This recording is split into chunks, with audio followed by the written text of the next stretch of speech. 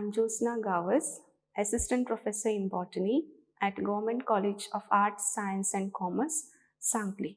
In this module, I'm going to talk about anomalous secondary growth in stem of Borrelia, which is a subunit in Unit 3, that is secondary growth.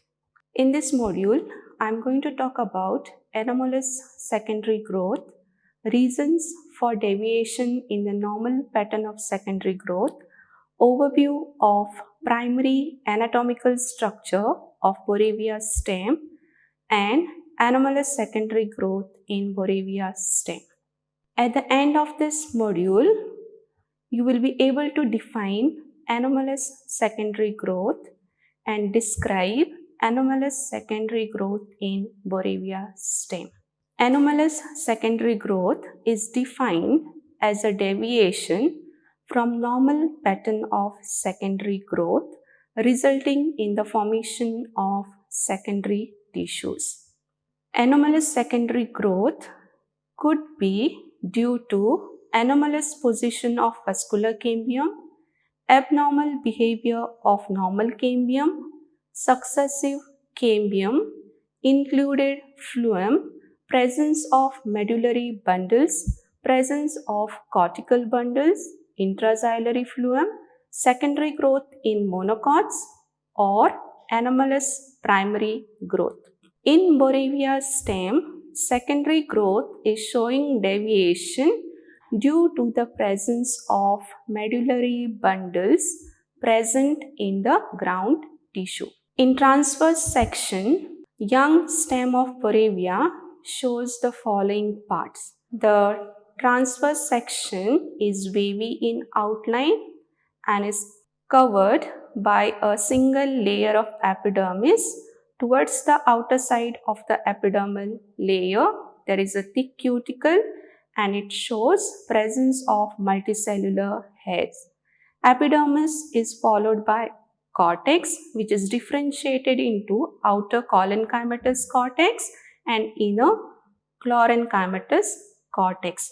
The innermost cortical layer forms the endodermis. Endodermis is followed by a layer of pericycle, and in the center, embedded into the ground tissue, you will find vascular bundles. Vascular bundles are cone-joined, collateral and open type, and these are arranged in 3 rings: outer ring, middle ring and the innermost ring.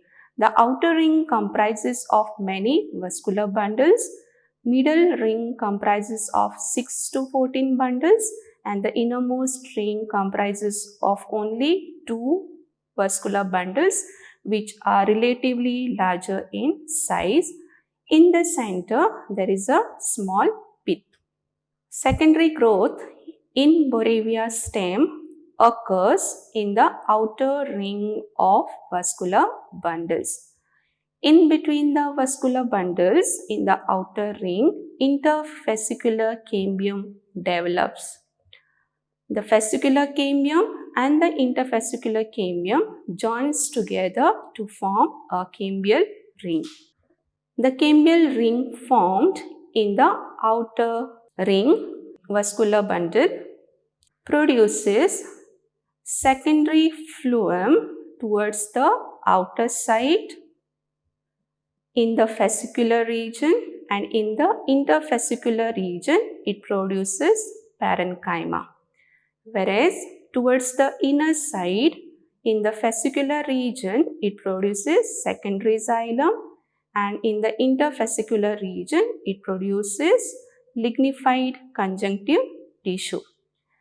As secondary growth advances, primary phloem towards the outer side and secondary phloem which was present towards the inner side gets crushed. The cambial ring in the outer ring of vascular bundle ceases its activity after some time.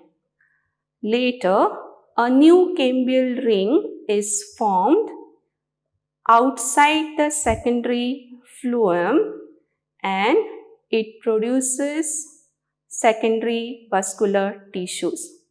This cambial ring, which is formed outer secondary phloem, is called as the first accessory cambium. The first accessory cambial ring produces xylem towards the inner side and phloem towards the outer side. The first accessory cambial ring also ceases its activity after division, producing secondary tissues, and a new cambial ring is formed.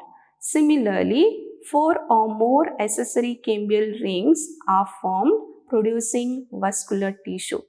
In this particular image, you can see that this is the first cambial ring producing secondary tissues. Next to it is the accessory cambial ring, which is developed later, and this produces secondary vascular tissue.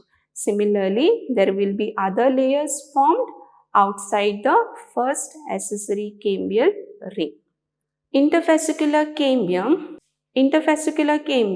is not formed between the middle ring and the inner ring vascular bundles. The middle ring and the inner ring vascular bundles produces very little amount of secondary tissues due to the presence of fascicular cambium present in between the vascular tissues. As secondary growth advances, phallogen is formed in the outer cortical layers. This produces phallum towards the outer side and phallodum towards the inner side.